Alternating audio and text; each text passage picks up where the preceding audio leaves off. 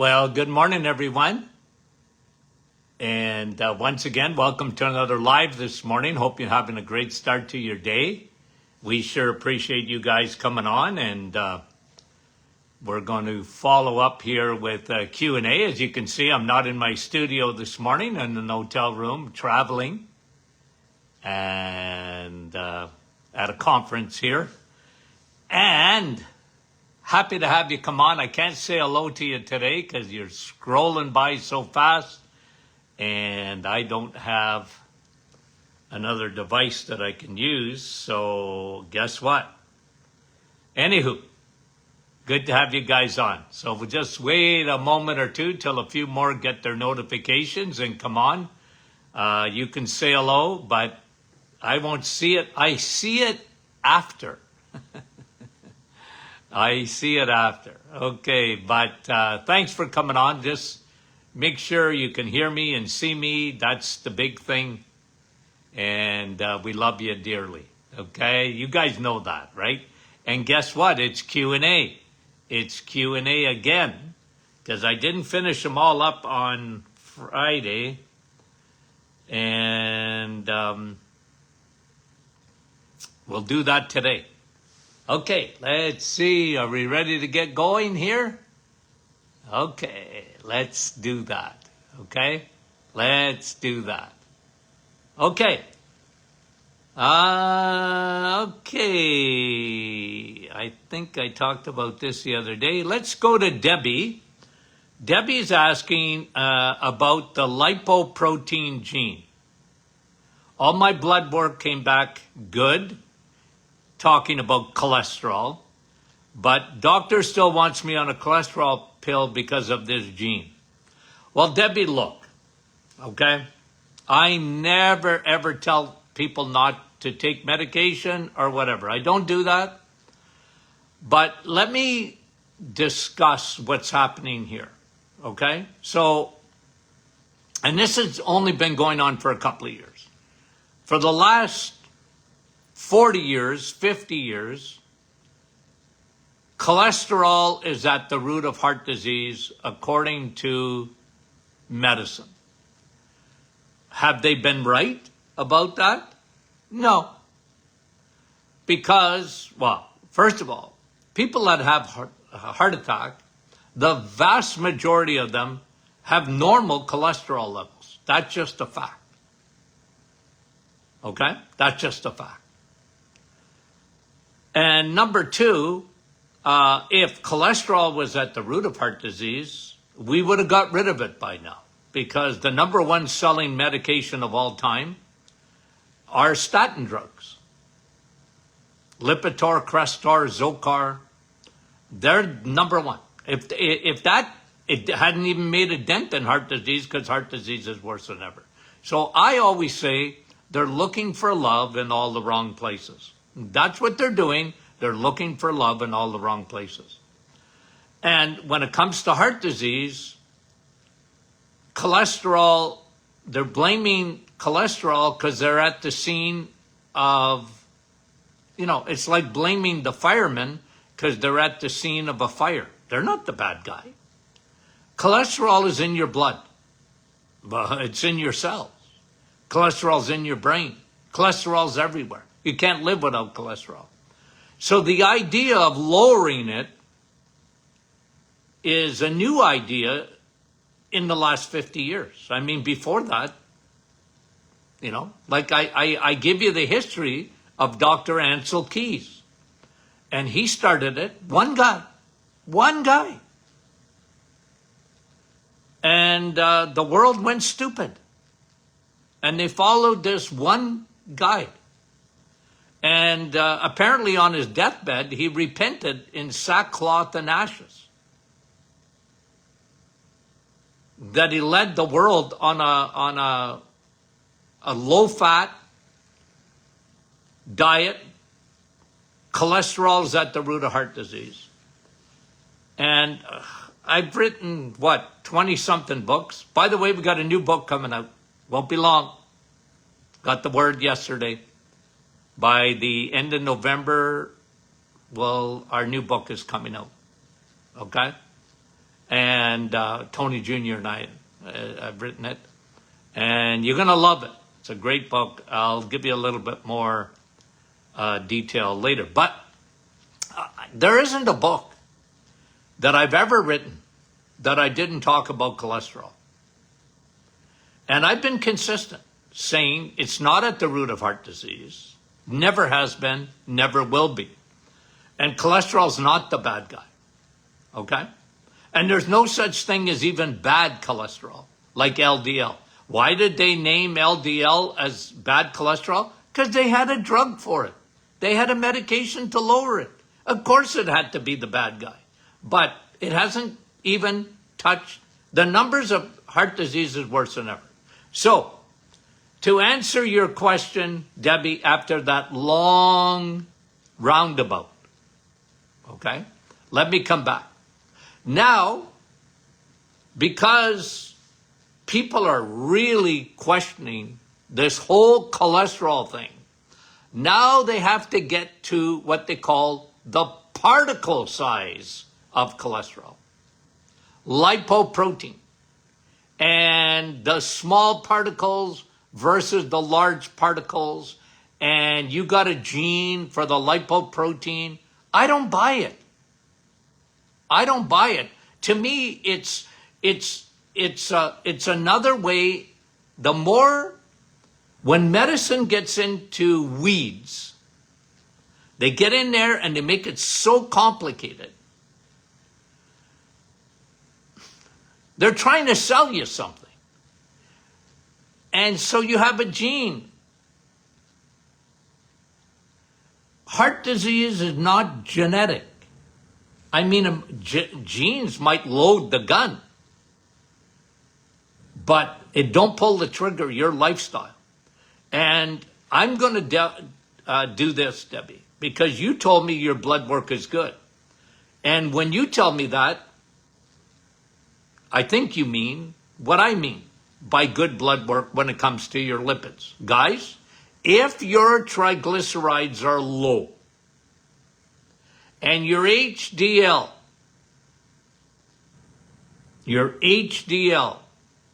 is high, okay, high density lipoprotein, look at those two numbers. You want to give me total cholesterol? I don't care. You want to give me even your LDL? No, I want that to be high too, by the way. You want to get into the weeds? I don't go into weeds on cholesterol, because that's what I see them as, weeds.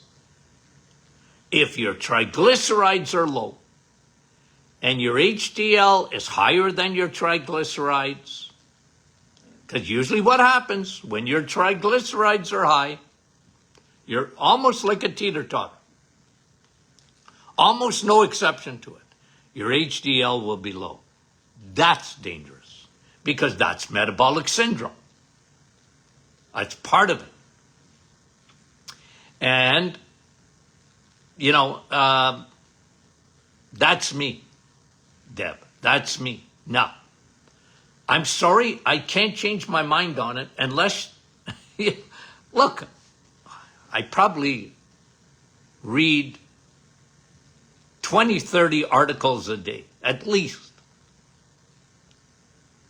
And you want to send me research? I'll look at it. I mean, I do. I study it. But my premise is cholesterol, this is me, has never, ever, ever been the bad guy. Because you learn this in biochemistry, cholesterol, your body can't live without it. And they're FedEx trucks or Amazon trucks or any kind of trucks. They're on the highways of your blood vessels. Of course, they deliver all your hormones. You can't even be a woman without cholesterol. You can't be a man without cholesterol. They deliver your hormones. They're not bad guys. They're not bad guys. They're only bad. Cholesterol's bad when it's too low. The people that live the longest have the highest cholesterol. That's me. Okay? That's me. Debbie, thanks for the question. Much appreciated. Okay, let's go to the next one. Laura, with all the recent news on leucovorin for autism, can Dr. Martin tell us his thoughts? What is it, and is it worth trying? Okay, look, let me just say this, because I think a lot of people have misinterpreted what I said. Okay? We all know what happened. It was big news. That they came out, was it last week or the week before? They made an announcement in the US of A, led by Robert Kennedy Jr. Okay? And guys, keep politics out of it. People, they get politics, they don't like certain people, and then they dismiss everything. What did I say here on this program? Listen, I've been studying autism for the last 40 years. You know how many? With ADD and ADHD and autism, do you know how many thousands of kids I saw in my practice?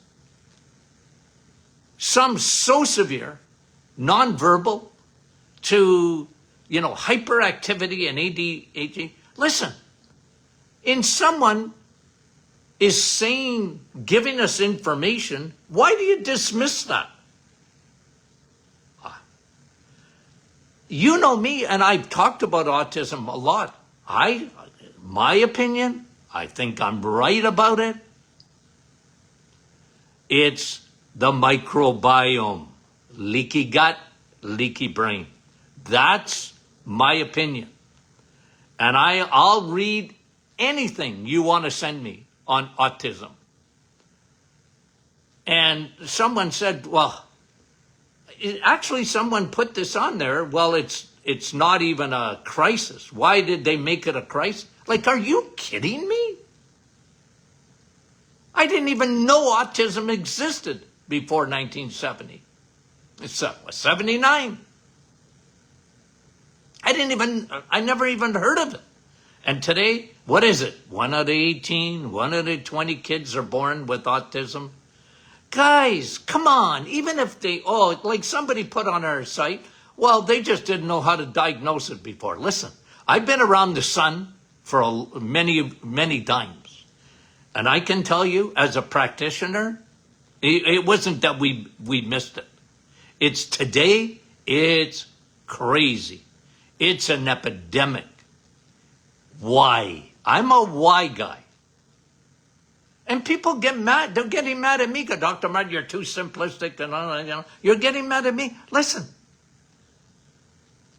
And what they said last week, or whenever, is there was a link between, and this what drove people crazy, a link between autism and Tylenol. I didn't say it. But to dismiss that? Now, the makers of Johnson & Johnson, who make Tylenol, denied it. Of course they did. Can you imagine the liability they would have? But Harvard looked at a review of all the studies on autism, and they said, not me, they said that there's a link. It doesn't mean it's 100%. They didn't say that. There's a link.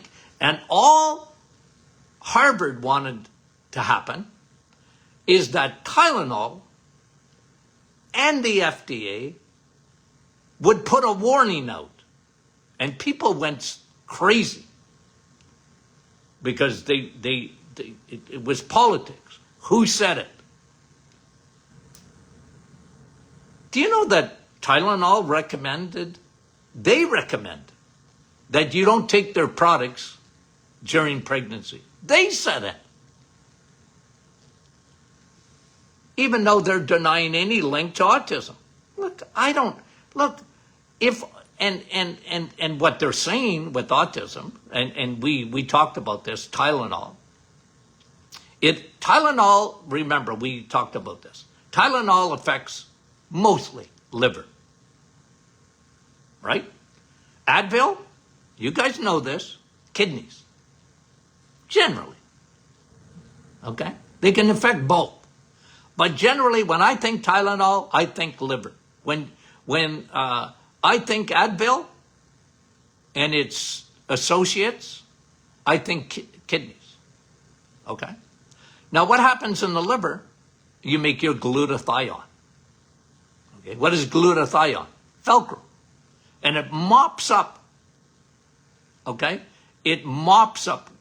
It's Velcro. So heavy metals, and your biggest detox organ is your liver, and liver makes glutathione.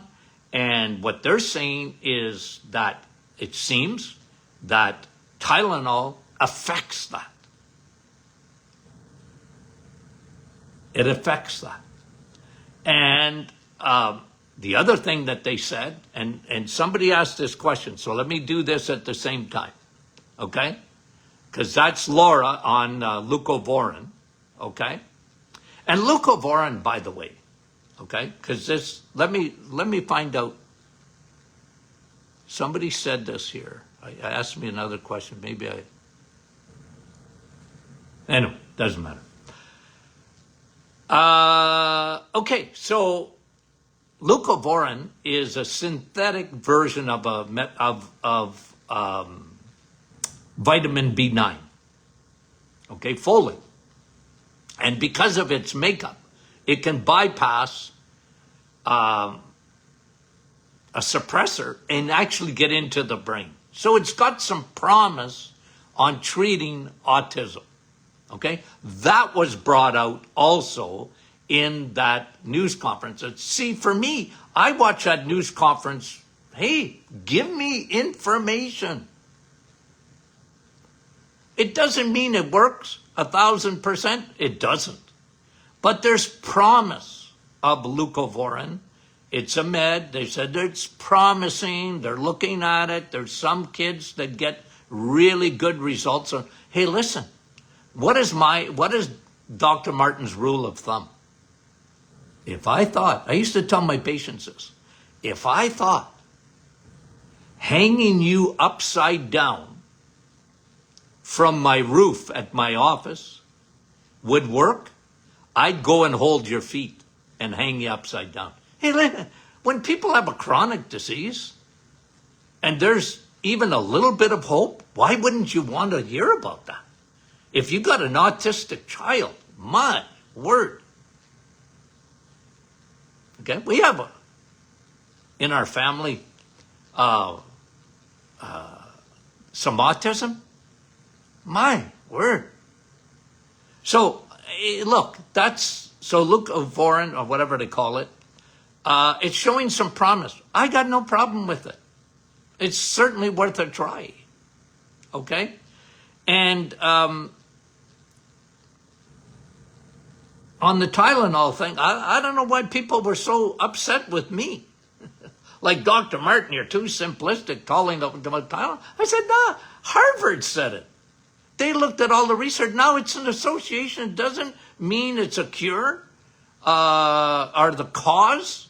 Tylenol is not the cause of autism, but it can be associated with it.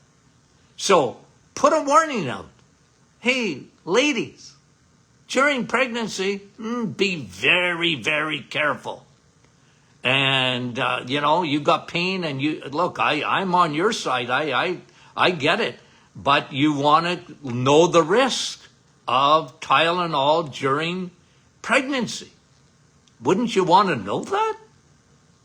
Anywho, I just got a little uptight about it because I got people just like, they came at me like, hold on a minute. But I want you to question. I want you to be smart. I tell you, my audience, I give you information. I want you thinking. I want you to be smart. Okay? And I don't mind the pushback. But just understand, if you post something and it goes against if I see it, if it goes against the way I think, I might give you a little bit of pushback. With love. I always do it with respect. And I know you do it with me with respect too. I love you, okay? You don't have to agree with me on everything. Charlene, what does Dr. Martin think about pumpkin seed oil as a supplement? Well, look, I've had patients, a lot of patients, have used that over the years. Men with their prostate, pumpkin seed. I use pumpkin seed extract in our prostate formula that we used to have. Yeah, on its own, like pumpkin seed oil, like I had women use it for hair loss, even men for hair loss. Some found it to be helpful to some extent. I'm not against it. Okay? I'm not against it. If you find it works, go for it. Okay? That's Charlene. Thank you. Here's David, okay, talking about glutathione, okay? What are your thoughts on Immunical, if you've heard of it? Oh, I heard of it, all right. David, there's very few things I haven't heard. Look, the only problem, and what Immunical is, I mean, listen, I was approached 25 years ago, at least that long, to promote Immunical, which was a whey protein isolate. I remember looking at all the research on how it elevated your glutathione in your body. I liked it. I said, look, I kind of like the reason. You know what I didn't like? Here's David, here's me. I didn't like the price of it. Like, it was so expensive. And in those days, I was already using pine bark to elevate glutathione. Empty your liver, you elevate glutathione. So, no, I'm not against it. I liked their research. It was good. I just found it enormously expensive. I don't know where it is at today in terms of it still costs you an arm and a leg. And like I said, like for me, I know how to get glutathione elevated. First thing you do is empty your liver, because your liver will make glutathione. And eat steak, not bread. Okay? Empty your liver, and pine bark extract elevates glutathione. Prove it. So I like that, and it gives you all these other benefits too. So listen, yeah, I know all about Immunical, David, okay? I had a radio show, Dave, okay? I had a radio show. And when you have a radio show, everybody and their dog sends me information, okay? And they wanted me to either promote it or talk about it. And so, yeah, I remember Immunical very well. I remember a couple of reps coming to talk to me and wanting me to endorse the product on my radio show. And I didn't do it. But it's not because I didn't like it. Okay? Thanks for the question, David. Joanne, is of avocado oil just as good as olive oil? It's probably, look, if you Google it, it'll tell you, like, avocado has got a higher smoke point, meaning you can cook with it. Okay? You know, here's me, and I think I'm right about this. The smoke point, like, I like olive oil. Okay? I like bacon better because it's got the same oil. Oleic acid, okay? Okay, that's me, okay? Bacon, olive oil. The same oleic acid, I like bacon better. But I like olive oil. I really do. I like avocado oil, okay? It doesn't denature. It's very good. And they, you know, like if you read about it, they said, well, you can cook with it because you can get it to a higher heat than olive oil. I don't see. I never really bought the fact that olive oil has a low smoke point. To me, that I don't see it. I've never seen olive oil denature. So I like olive oil. I like bacon better. I like avocado oil. It's a good oil. I got no problem with it. Okay? I got no problem with it. Is it as good as olive oil? Yeah, I think so. Okay. Jackie, I know that EMC fixes fatty liver. Well, you're a smart person, Jackie. Is it okay to eat fats if you're having some upper right pain, possibly gallbladder? Well, you got to be careful. With gallbladder, are you forming stones? Have you got gallbladder sludge? Be careful. Doesn't mean you can't eat meat, but you might have to watch the fatty cuts. I like fat, guys. I like fat on my meat. And Jackie, remember the rule of thumb.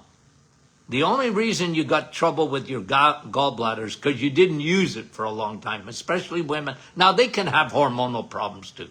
If you have a lack of progesterone, you can get gallbladder problems because progesterone is really important for smooth muscle, and your gallbladder is a smooth muscle, just like your bladder is.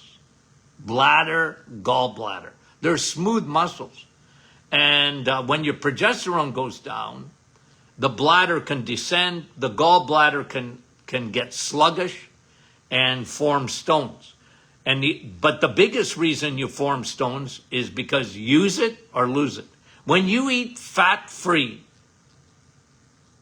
or low fat, you're making a huge boo-boo. Because your body wasn't designed for that. Your body was designed, that's why you have a gallbladder. God gave you a gallbladder to use it. Okay? And it's a storage space for bile. And you need bile. Okay? Because it emulsifies fat.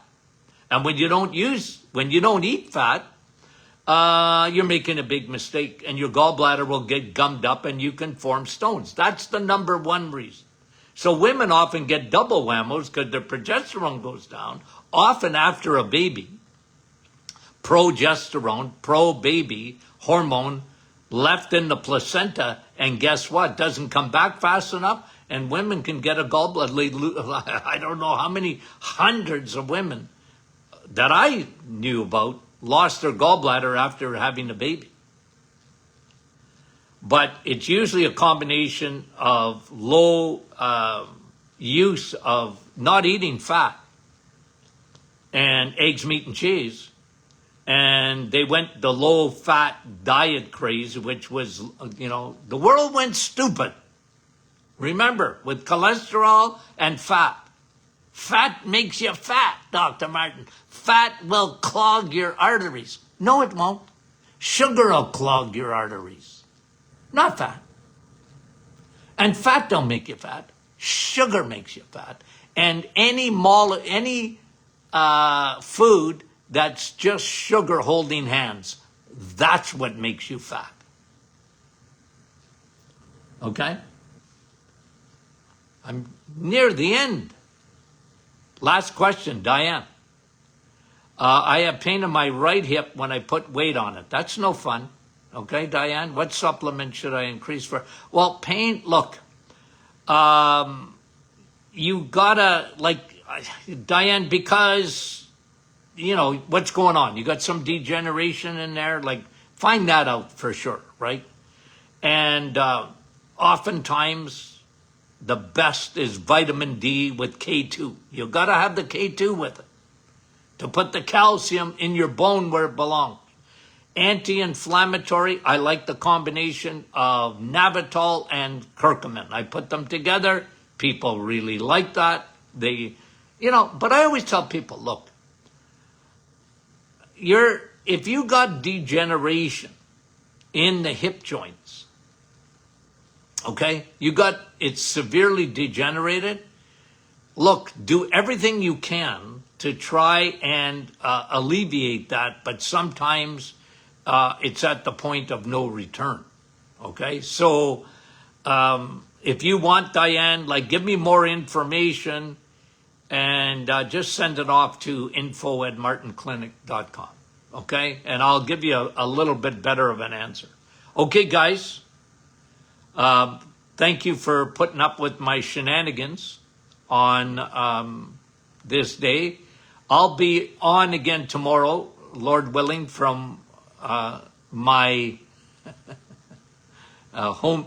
This is out of studio podcast. And then I think it's Thursday, I'm traveling back and therefore will not, because I'm going early in the morning, will not do a program. So just keep that in mind. We'll post that, by the way. Okay, so thanks for listening, guys. Send your questions in for Friday already, okay? info@martinclinic.com. Those questions come to me, and we love answering your questions. Love you dearly and sincerely. We'll talk to you soon.